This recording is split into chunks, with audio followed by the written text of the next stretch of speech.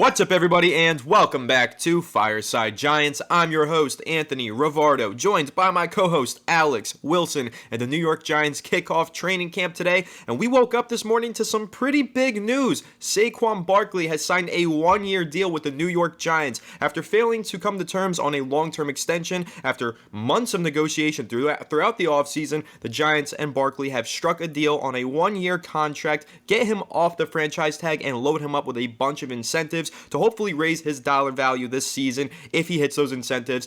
And here's the catch. The Giants still hold a lot of leverage here because the contract does not include a clause preventing them from franchise tagging him next offseason. So theoretically, we could go through this whole ordeal all over again next March, but that is a big deal for the Giants being able to franchise tag him again next offseason. I'm sure that they're going to hope to get a deal done sooner rather than later next year, not wait all the way until July to get a deal done. But this is big news for the Giants. Saquon Barkley was already in the building this morning. He will be participating throughout training camp, preseason, regular season. He is here to stay. The question of a holdout is answered. So this is big news, and we're going to go ahead, react to it, break it down, tell you what it means for the Giants. But before we do all that, make sure to leave a like if you do enjoy this episode. Subscribe to the channel if you are new. Ring the bell so you don't miss an episode, and comment your thoughts on the topic down below in the comment section. If you're listening on Apple or Spotify, please make sure to leave us a 5-star review. And go ahead and follow us on all of our social media channels at Fireside Giants. And without further ado, Alex, how are you doing today, my friend? Are you pumped up for training camp? And what are your thoughts on Saquon Barkley signing that one-year deal with the Giants?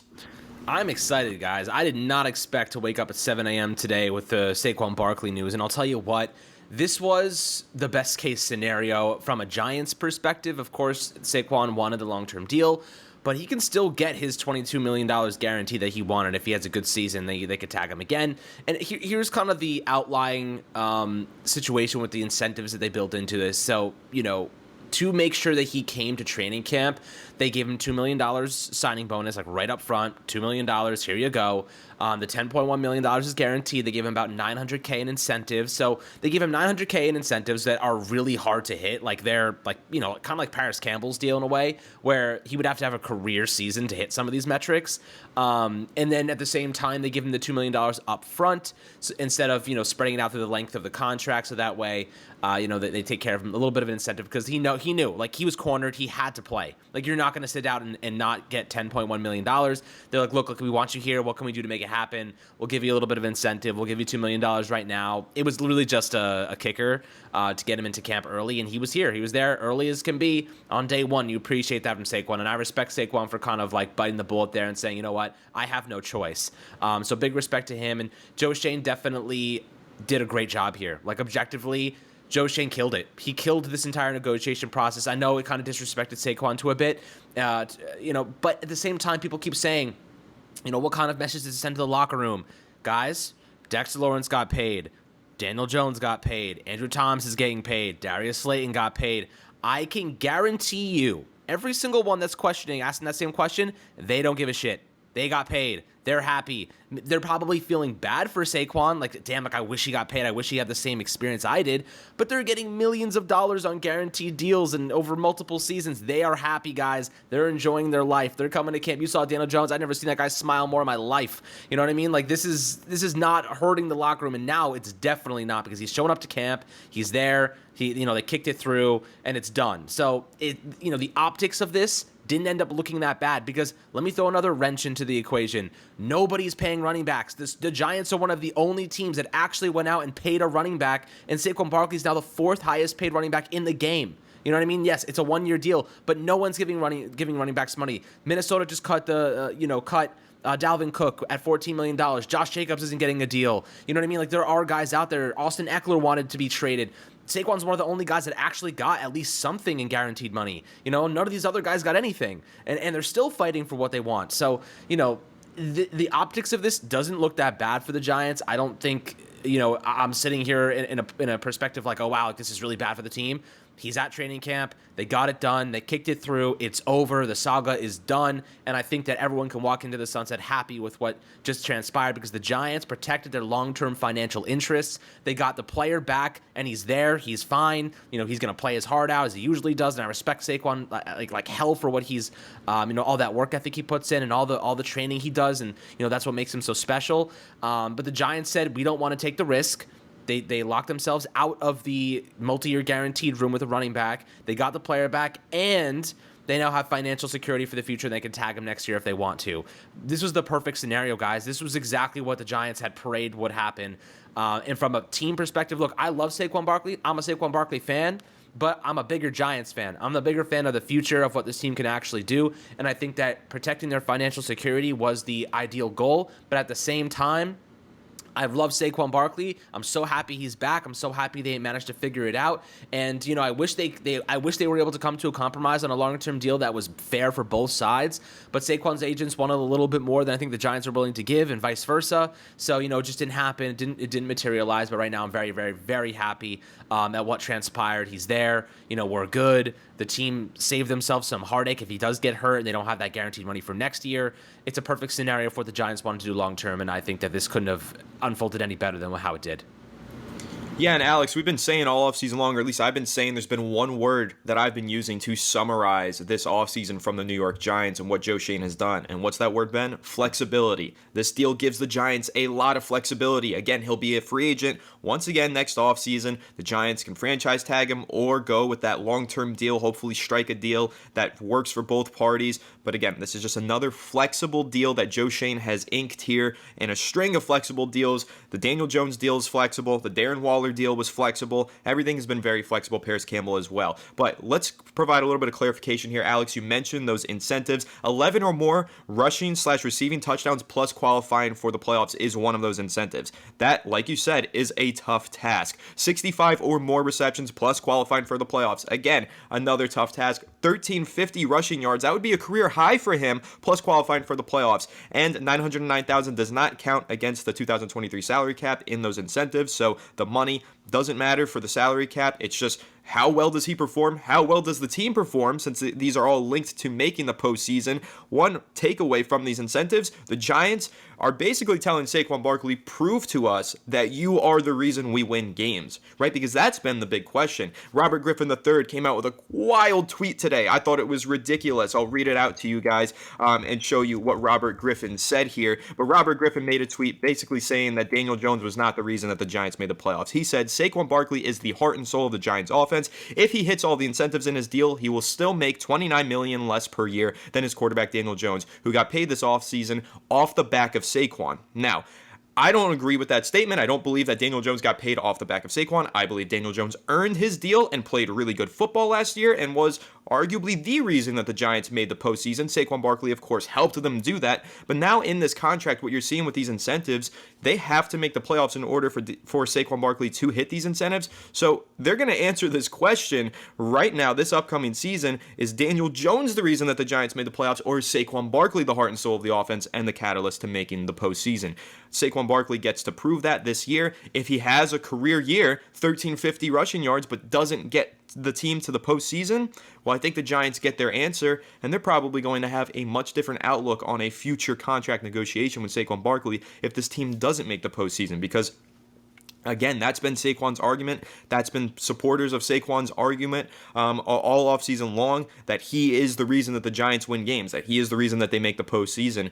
Well, if they don't make the postseason this year, I think the Giants would get the answer to their question as to whether or not they should sign Saquon Barkley to a long-term deal. But another takeaway that I have from this whole ordeal, Alex, is that there is just one massive distraction that has gone and evaporated, right? Now we can go into training camp, and we don't have to worry about how many times are they going to ask Daniel Jones his thoughts and opinions on Saquon Barkley not being present at training camp? How many times are these players going to have to answer these same old boring nuisance of questions about Saquon Barkley being absent? Now we can just go into training camp and have our eyes on 3 standout players, 5 breakout candidates. We can watch these players and appreciate them practicing and getting ready for this upcoming season without worrying about the annoying questions and the big distraction of Saquon Barkley not being there. So, Alex, what do you think that has in terms of an impact on this team? That distraction just no longer being there anymore. Saquon Barkley being in the building, having his leadership back in the building for the entirety of training camp and through the regular season. How important do you think that is as the Giants kind of prepare for this training camp period where they're really just trying to get these young guys up to speed and ready for the regular season?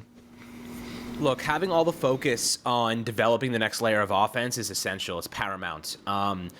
Saquon Barkley is a part of this offense, and installing the new things they wanted to install means he's got to be there. And I think that was kind of part of the reason they wanted to incentivize him to show up to camp and have him not wait out, is because they have a lot they need to install. Like, yes, the foundation is there. They built in the system. They built in, a lot of the primary play calls, but their entire playbook was basically cut in half because we had no freaking receivers last year.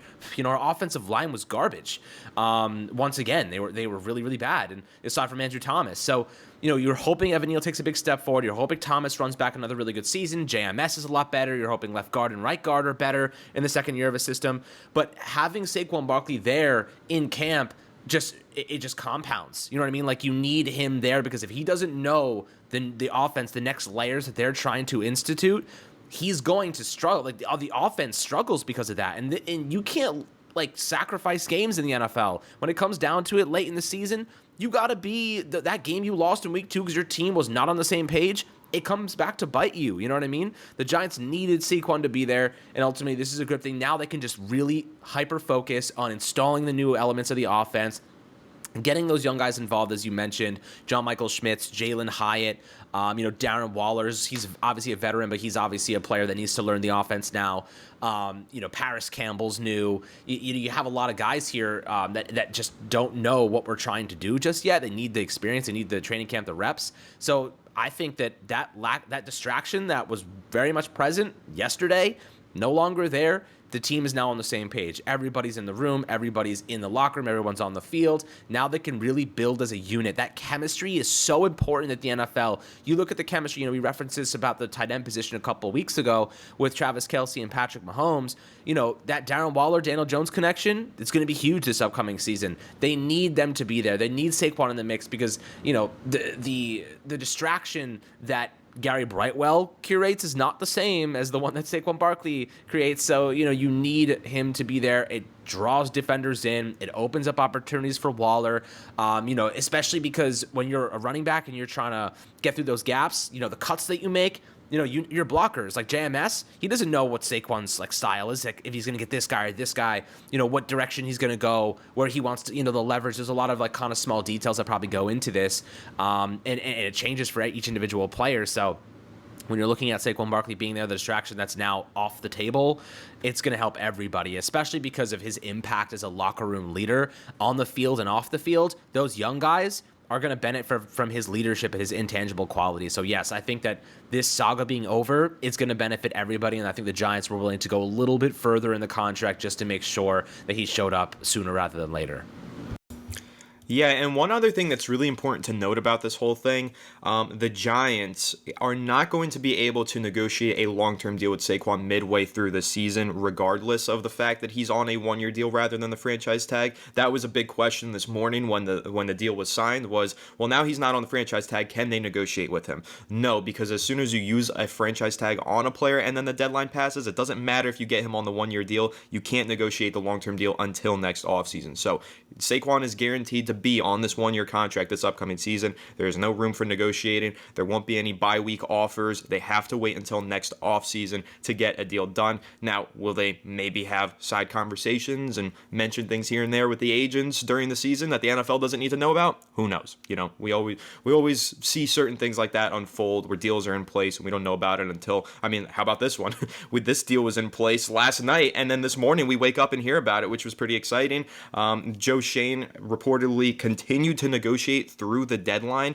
As soon as the deadline passed, he said, okay, we can't sign a multi-year, but let's keep working towards a one-year deal. Let's get you off the franchise tag, which, again, kudos to Joe Schoen. I think that's really important that not only he did this for the betterment of the team and their salary cap health, but also he wanted to do right by Saquon. Didn't want to burn any bridges. Didn't want to leave his star player too disgruntled going into this upcoming season. So they continue to negotiate through the deadline, which I think is a really important factor to consider here as we continue to just keep praising Joe Schoen for being a young, forward-thinking, and respectful general manager that really cares about his players. That's another great takeaway from this whole situation is, yeah, the Giants and Saquon, they didn't get the deal done that they wanted to get done, but at least they got some sort of a deal done, so now Saquon can at least be happy and not super pissed off with the team and the front office and go into the season just completely disgruntled. So It's really important. We don't have to worry about whether or not he's going to hold out anymore. Saquon Barkley will be there throughout training camp, preseason, and into the regular season, and I cannot wait. Let me tell you, every day that we get closer to the regular season is another day that I wake up feeling even happier on the inside.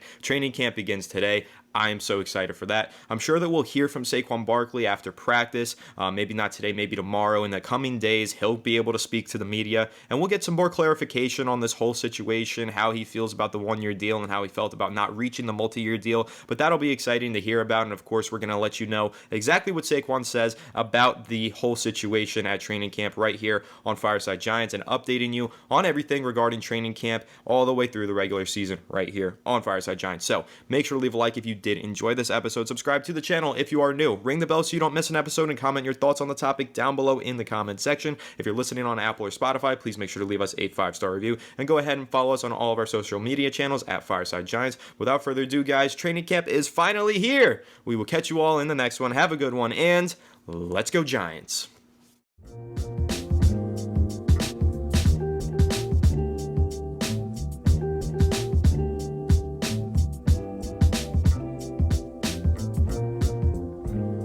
TVSO.